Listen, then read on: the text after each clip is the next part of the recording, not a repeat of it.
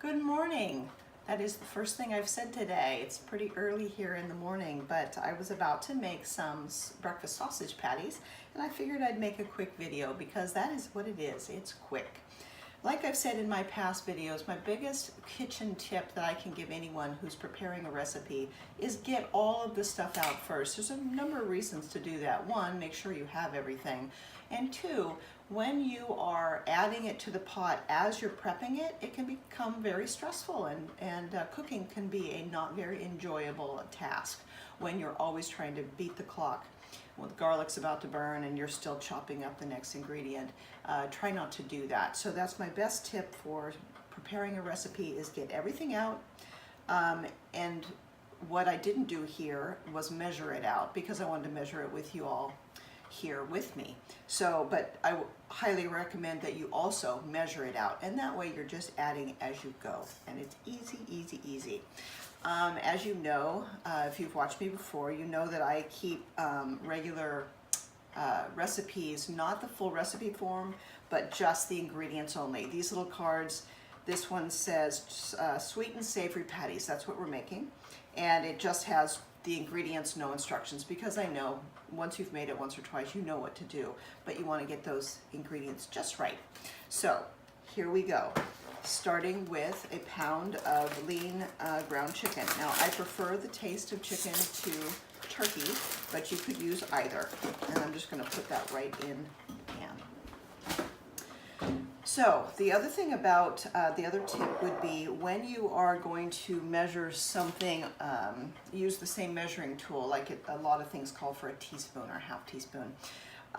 Use the dry ingredients first so that you don't get the measuring devices all gummed up with something like coconut nectar, which is the sweetener for these patties. So I'm going to put, even though it's first on the list, I'm going to put it in last.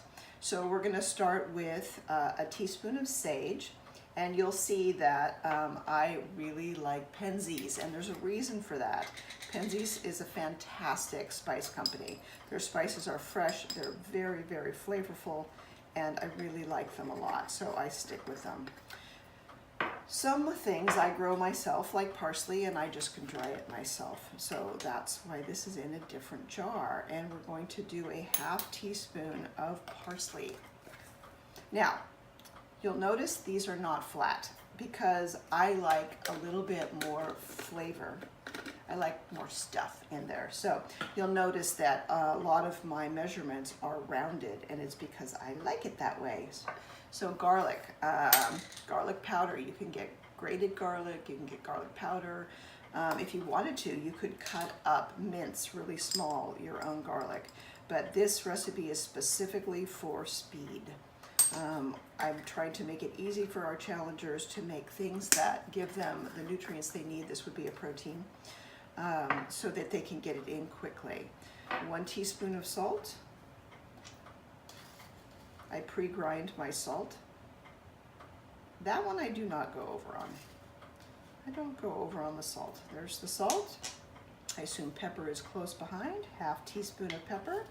And I will put this recipe on the site or in the link after I'm done. Okay, and then a 1/4 teaspoon of red pepper flakes. These are the hot ones. These are those spicy things you put on top of pizza. This I do go over.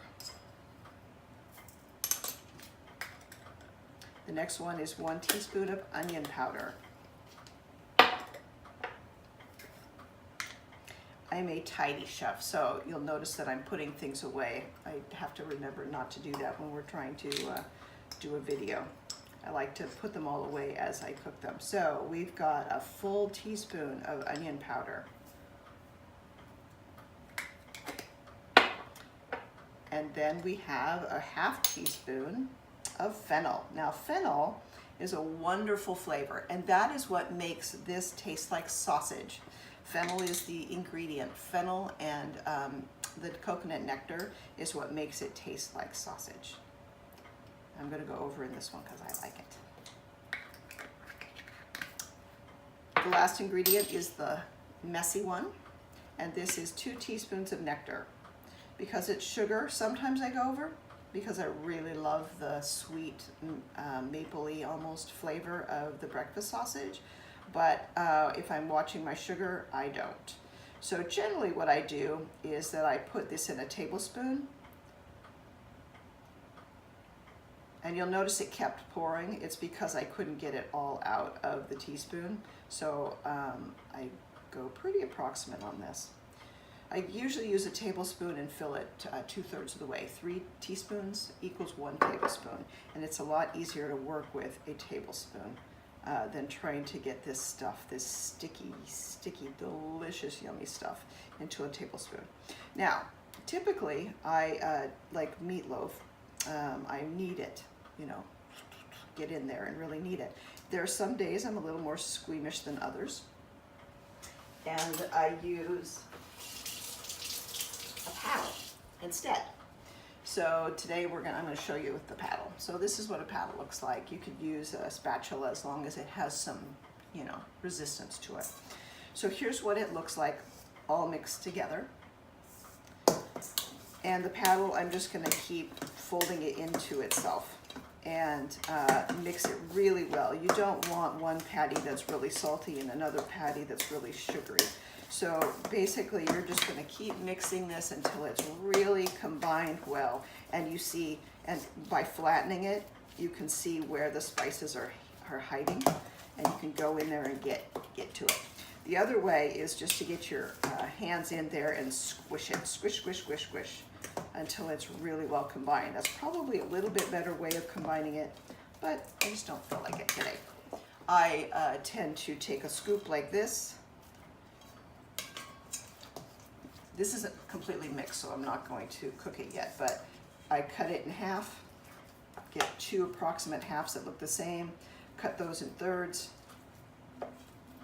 like that. And this isn't exact, but you could get really close to the right size, however many patties you want. Some people like a couple smaller ones, some like a big fatter one. So you can break them apart like that, and then when it comes time to cook, you just take this, you plop it into the hot pan, and that's where this stuff comes in. If you want to reduce fat, use a spray instead, but I have baked them before without any fat at all. That's for when I'm doing the reboot or the boost or something that I want to really reduce my fat.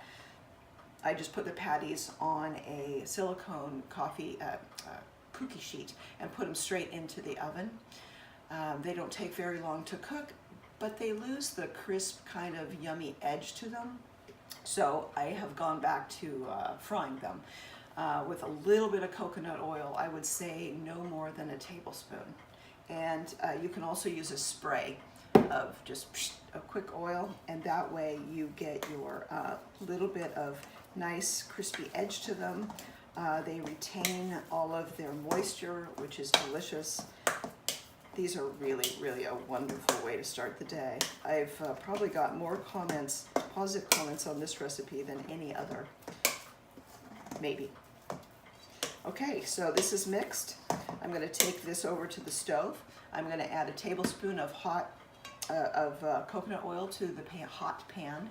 Pan gets hot first, then I add the oil and let it melt. Spread it around a bit.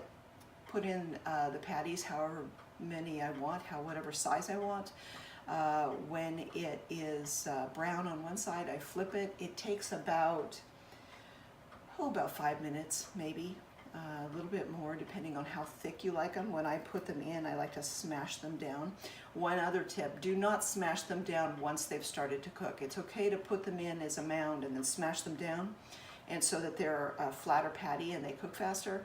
But once they've started to cook and they're boiling inside, do not smash meat again, because what that does is it pushes all the moisture and the good fat, or well, the animal fat, but out of the patty, and it leaves you with a drier sausage patty. So I hope you enjoyed that. This is a really quick recipe, obviously. It takes only a few minutes to cook, and you are in breakfast business.